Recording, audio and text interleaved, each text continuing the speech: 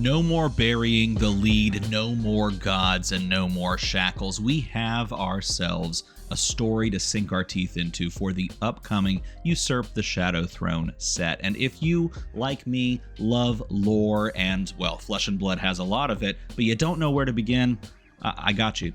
We're gonna do it right now. So I'm gonna go all the way back because, you know, some people might not know this. I'm gonna hook you up with as much of the full lore in an abbreviated stance that I can for this specific set, and it really starts here with the story Emissary of the Void. This is an old one, but it's a very important one to understand.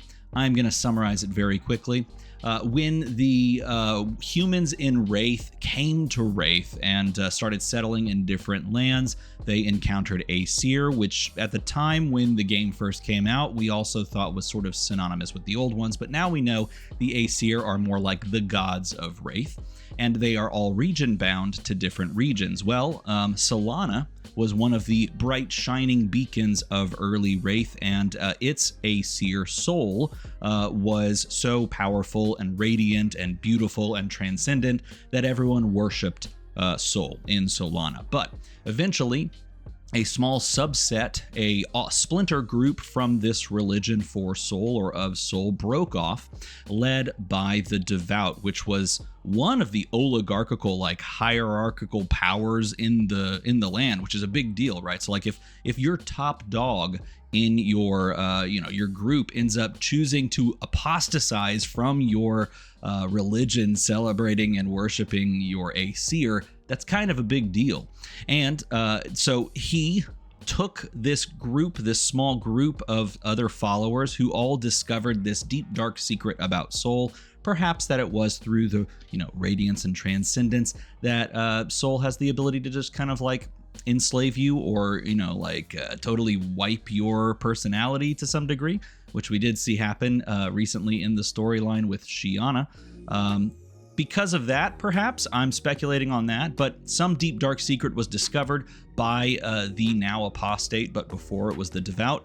The Devout led a small group out, and they were essentially being forced out of Solana, and they found their way to this thing they called the Demonastery, which was this large, cavernous space, sort of like a castle, where they resided, but they were being pursued by the Solanian military.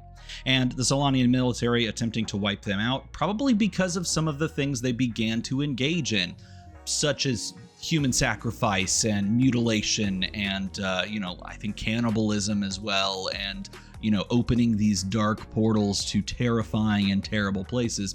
So anyway, there was a fight between these two, and whether you sit on one side or the other, because there are very definitely gray areas between them, it was clear to the Devout, or then the Apostate, that they were not going to win, that the citizens of the Demonastery were going to lose this fight. So the Devout and the Apostate broke himself into pieces in a way, or imbued his essence into the stones of the Demonastery, and it began to float and fly. It was capable of flying and entering into the liminal space that we now know, thanks to Omens of the Third Age, as the Nebulous Rift, the same place where in the Third Age, the Aether Scribes would eventually make their way in their tower. Okay, so interestingly enough, though, the Aether Scribes sort of were stuck in that liminal space, whereas the Demonastery has the capacity to sort of move in and out of it to some degree.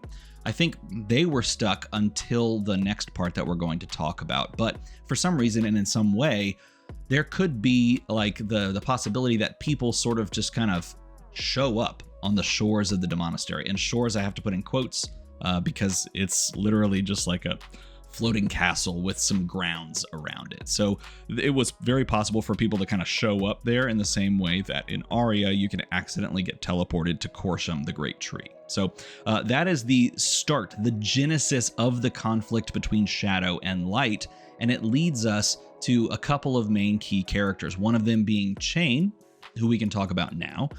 Chane is a member of the Disciples of Pain, which is really attempting, as you can see here, they are working to unlock the true bounds of human potential, and the point is that they believe that Solana is actually oppressing the whole entire region or world of Wraith, and they need to free the people from Solana's and maybe just Soul's grasp. The idea that, like this evil god has sort of tempted everyone and convinced them all through their radiance to follow them. I think that is the storyline that the Disciples of Pain have bought into, and that they need to save everyone from that. And in order to do that, they need to utterly destroy Solana. But that is a harder feat than is, easier said than done. We'll just put it that way, simply because, as you saw back in the previous encounter, they couldn't do it on their own. So they're trying to build up power in order to have the strength they need to throw horror upon horror at Solana until the city and the Aesir falls. And that is what prompts Chane to sort of go into Arathiel after the gateway is opened. And that's the big deal, because I think where they've gone with the story is that the Demonastery has the capacity to be in this liminal space and kind of float around, and people can somehow show up in a sort of a magical, unexplained way. But they needed to get out of that space and have the power to both get out and also defeat Solana. And so it is through the opening of the gateway to Arathiel that they perhaps have the power to then enter back into Wraith and begin their onslaught. And it's also the power that Chane finds in Arathiel of these, not just Aesir, that's what they're fighting against, but of the Embra. And the Embra are like the emissaries in one article. They're described as sort of the lackeys or the emissaries of the Aesir, but I think they're probably going to change the way that functions, because, or I could be misremembering, because that wouldn't make as much sense. Nevertheless, they find these demons, if you will, and they sell their souls. They promise their souls later to those demons to be consumed for, power in the forefront, right now. They want power now, so that they can, put their souls on credit, basically. And for those that want to know, yes, there's a Blasmafet, the Soul Harvester. This is the Embra that, what's her face? Why did I blank on her name? Oh my God, Leviah. That was embarrassing. That Leviah sold her soul to, and it causes ceaseless hunger.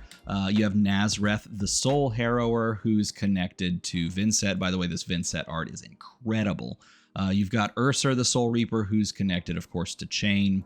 And we can expect, perhaps, for Malice to have one as well. Also, speaking of amazing art, that is also amazing art. And it's going to be really hard to not want to play Viserai now that he's back, and perhaps worse than ever. And I mean that from a lore perspective and not a play perspective. Also, check out Blasmafet in this other version. But those are the Embra that are imbuing these heroes with the power they need to essentially defeat Solana. But to understand why this story takes the turn that it does in Usurp the Shadow Throne, you have to know about one other character, and that is the Arknight himself, Viserai. So this is a long and really cool story about Viserai. I would highly recommend it. And if you want to know where I'm getting these, by the way, this is legendarystories.net, and they're fantastic, okay? They have compiled literally all of the Flesh and Blood stories so that you can kind of see them one by one and read the whole thing. And they put little check marks after you've clicked one, which is fun. It makes it like a little game. Try to complete the story. But I'll kind of give you the Cliff Notes version. Essentially, the Demonastery is sort of floating in the fogs of this liminal space. You can see, technically, if you look at the map of Wraith, the Demonastery is in the middle of the sea, but really it's not. It's just not, which is kind of interesting. This article was written all the way back in 2020, something like that, right? Because the second set where the Arknight himself, Viserai, shows up was released in 2020, right at the outset of the event. That will put the in quotes there. You know what I'm talking about. Anyway, so the Demonastery here is home to a bunch of experimentalists, people that are doing these macabre experiments that they couldn't get away with, stretching the limits of science and in a very unethical way. And anyway, without going on much of a diatribe, the body of a Volcorian soldier, a decorated Volcorian soldier named Viserai, washes up on the shores, quote unquote, washes up on the shores of the Demonastery. either dead or near dead, and is found by this guy right here, Lord Sutcliffe, who is doing experiments on his own to try and find a way to take this stone that he knows as a very powerful stone called the Arknite Shard, which is pure, like, etheric energy.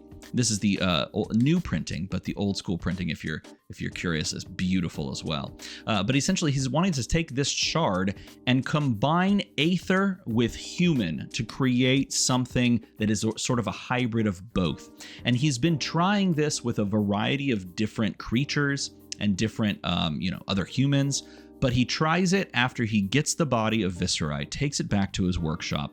He attempts to imbue it, and Viserai is powerful enough to not only withstand it, but to accept it, and he becomes the true Arknite, the first, if you want to even call it that, rune blade that the game saw at the very least, right? But so he becomes this, but he is sort of an empty shell in a way, because he doesn't necessarily remember things before his death, but he does know that he serves one master and that he does whatever he's told. Okay, so throughout this article, he's told to like go to this one laboratory, and in the laboratory there are these horrible misshapen masses of flesh and globule that attack him, and he's supposed to basically go in and do a fetch quest, go get the thing and leave. Then he's supposed to do the same thing. Sutcliffe sends him on another mission to go and visit what's-her-face, Corva, who has a book that Sutcliffe needs, and so he goes and he fights a bunch of zombies that she raises because she was the OG necromancer, and then she dies because Viserai kills her.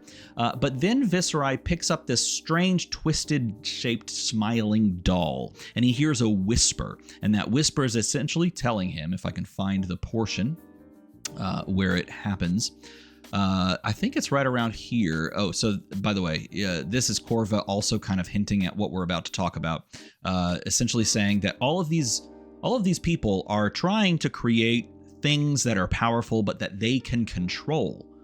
That's the key piece, that they can control, keeping their thing on a tight leash, their creation on a tight leash. And so as he's searching the corpse, he finds this little, small inanimate figure, a little like doll thing, dressed up, and it has a wide grin stretching ear to ear, and it's showing off teeth. And he hears it whisper to him. And it says, "Do you want to spend the rest of your days serving your master?"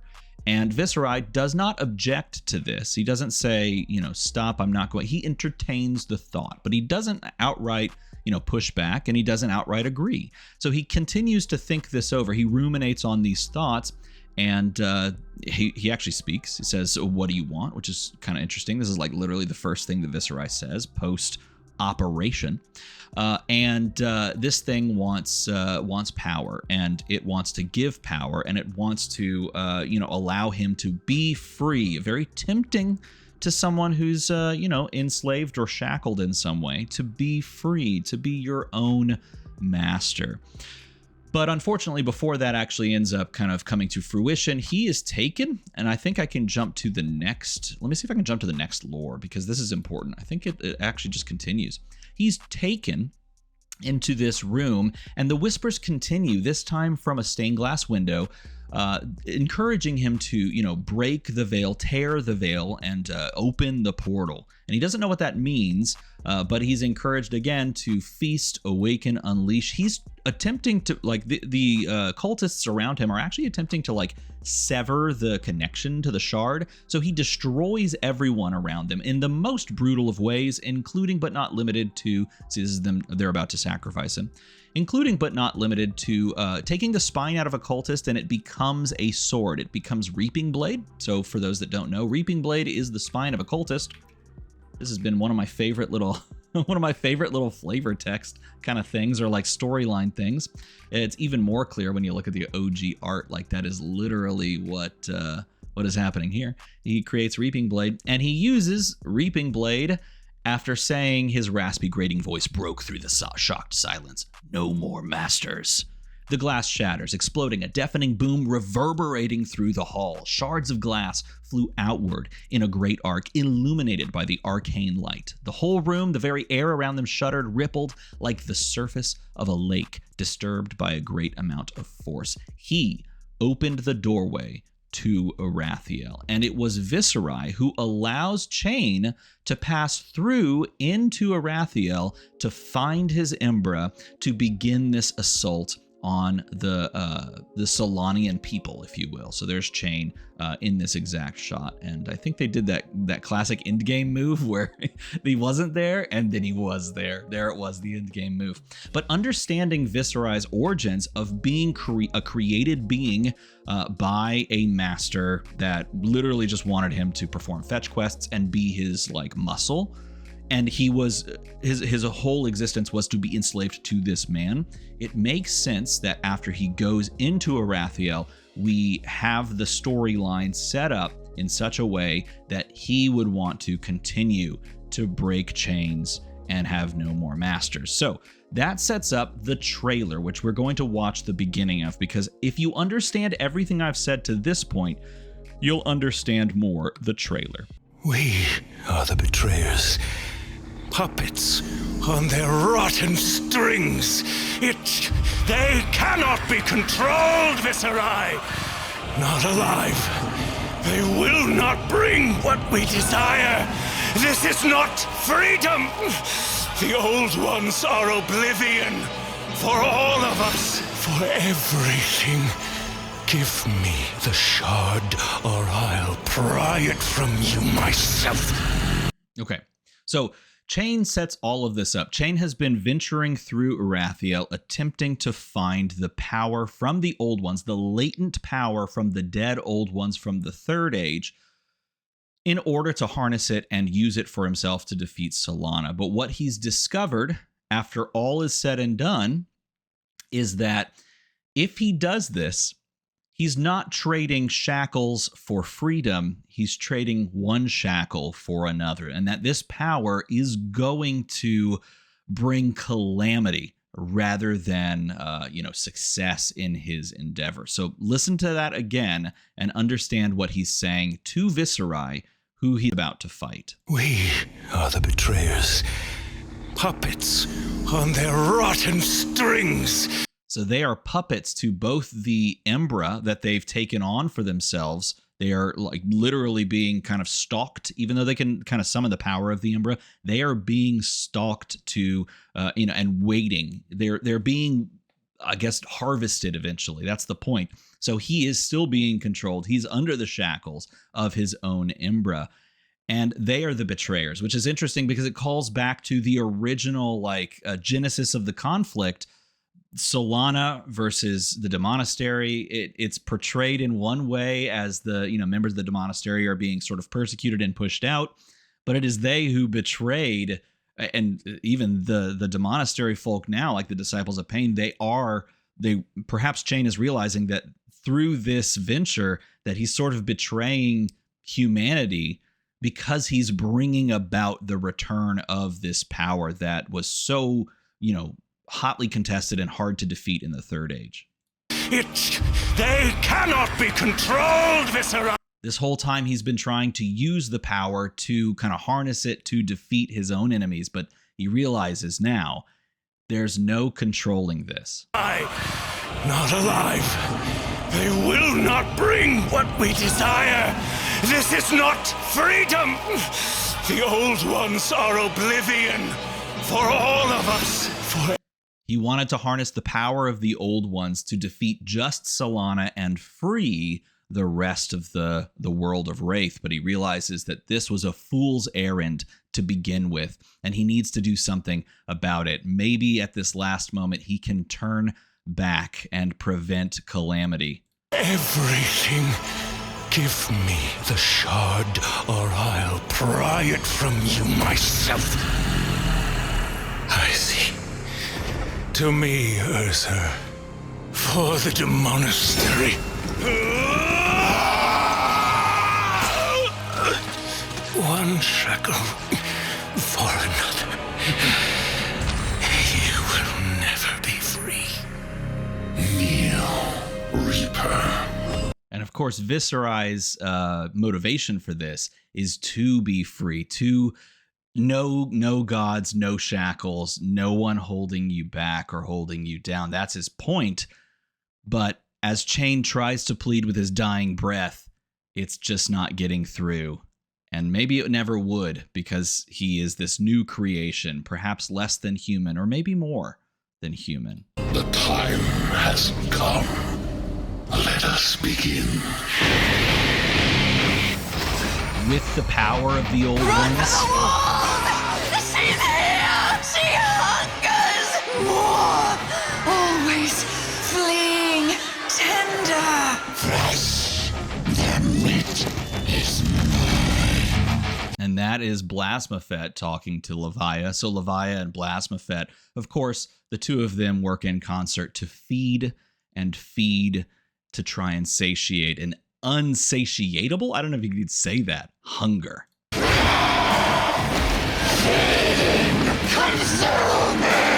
This endless pit inside me, can it be sated with more? Yes! Bring us more, Blasmaphet! I'll save you the scraps! This is what it looks like to give yourself over to an unquenchable passion. Marvelous and wasteful. That is the beauty of war. The Of course, we continue on. Now that the gates are open. And we talk about malice. Now, there's one more thing from a lore perspective, outside of this being such a hardcore trailer. There's one more lore touch that we're going to do right at the end. But I'm going to let this play out because this is so good. Why do you not, right? And the city finally falls. That's one of them. So the city has finally fallen thanks to the breaking through the barrier, the magical barrier that was protecting the walls of Solana. They were broken through from the sheer power and force of the Imbra. Blasmaphet and Levia consumed. My creations rise. I reap what he sows. Wait your turn. Your mistress has a plan for you. Watch yourself, Malakisha. We are not beyond his conquest and what he brings to race. My dear, whatever do you mean? It is our conquest. This is the point. This right here is the point. So Levia understands something. She says, watch yourself to Malice or Malagosha. I don't know if that was the correct name.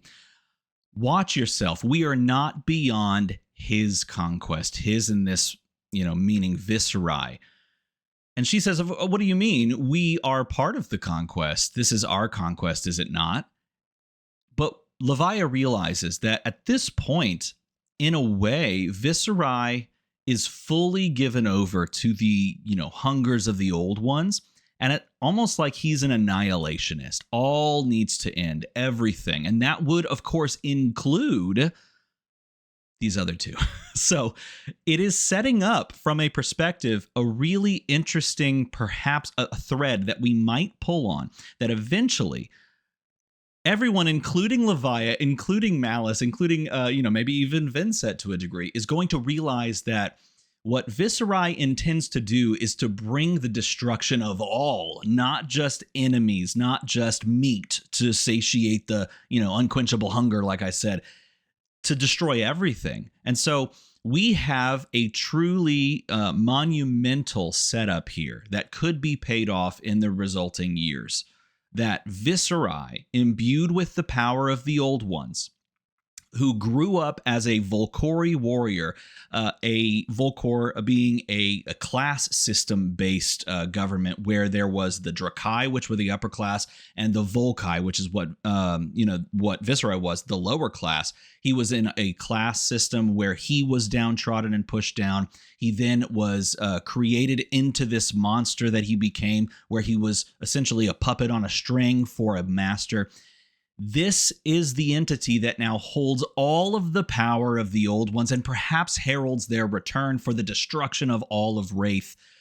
And just right there, casually dropped in, we see that maybe there's a little bit more to worry about if you're someone like Levia, because you realize that all is going to be ending if Viserai gets his way. And that is the setup for this next set. And it is truly epic that it's been building for almost 7 years now to this point. And if you like this type of content and you want to see more lore videos, make the number go to the other number, because these are so much fun and the lore of Flesh and Blood is so rich. I hope I did it some amount of justice, and if I made a mistake, let me know that down in a comment below. As always, everybody, thanks for watching.